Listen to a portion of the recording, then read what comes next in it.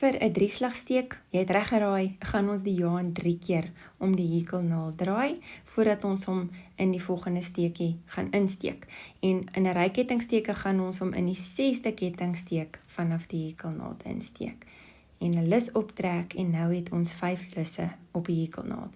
En nou gaan ons jaan oor en elke keer net deur 2 lusse trek, jaan oor, net deur 2, jaan oor, deur 2 en weer jaan oor deur 2.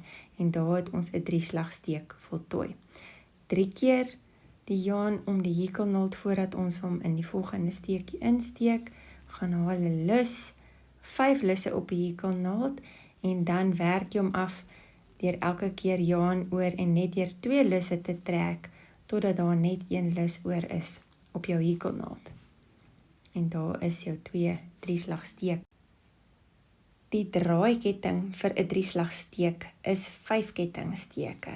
1, 2, 3, 4, 5 en weer eens stel jou ry kettingsteek of jou draai ketting as jou eerste steek, so ons slaan die eerste steek oor, jaan 3 keer om jou hekelnaald en dan in die tweede steek maak ons eerste drieslagsteek van die ry. 1, 2, 3 in die volgende steek en werk hom soos normaalweg af deur elke keer die jaan net deur 2 lusse op die hekelnaald te trek.